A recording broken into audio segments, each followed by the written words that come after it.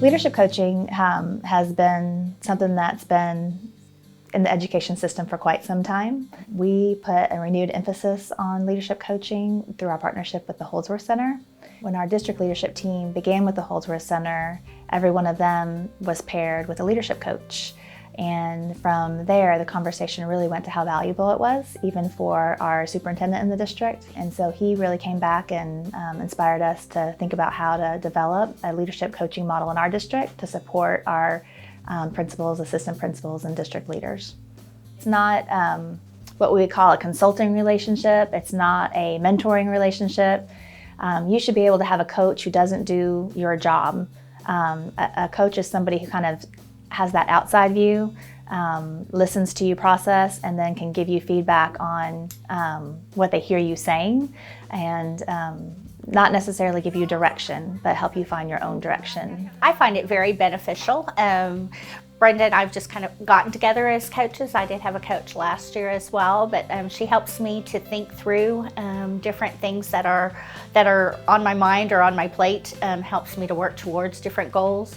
Also, if I have different situations that I'm trying to think of the best way to handle, maybe with personnel, then she can help me role play through that, as well as ask clarifying questions so that I can really come up with solutions that might be the best ones. The person that is coaching me, he gets me to think about what I'm doing, and I think lots of times, kind of as a leader, there's so many voices that are going on in your leadership and expectations and things that you have to do. Sometimes I think he helps draw out, oh, I do know the answer here. I just needed some time to think about it and slow down and have some questions kind of targeted at me to support me in helping me make some decisions on my campus.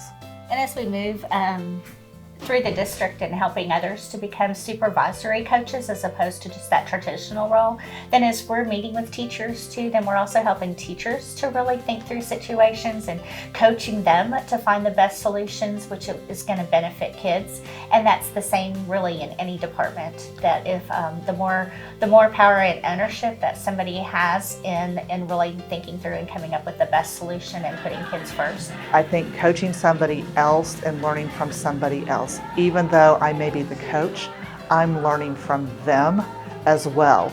I could be learning of a situation that's going on in their campus, and there's usually probably something very similar like that going on in my campus as well, and just listening to their perspective of what they may do with it, I'm learning from them. From a coachee perspective, I will tell you that when I was introduced to coaching, I wasn't given a choice, and I was skeptical, right? So this was back when I was in a different district, and I was asked to work with a coach as I transitioned into a new position. I was very, very skeptical. Nearly 20 years later, that coach is someone I still have a relationship with today. It was very, very impactful to just have someone listen to me.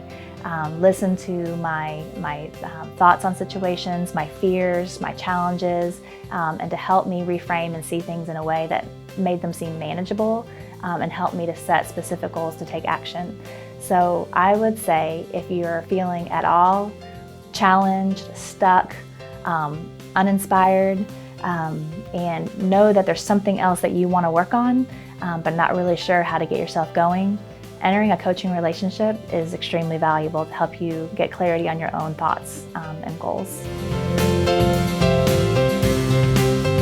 Gary Bloom held a session on supervising in a coaching manner. When we were provided that training through the Holdsworth partnership, I kept thinking the whole time, what he's saying is good for any supervisor in Round Rock ISD, not just for principal supervisors. So I visited with him, asked him if he could tailor that training for us to be for anybody in any role that supervises anybody in Round Rock ISD.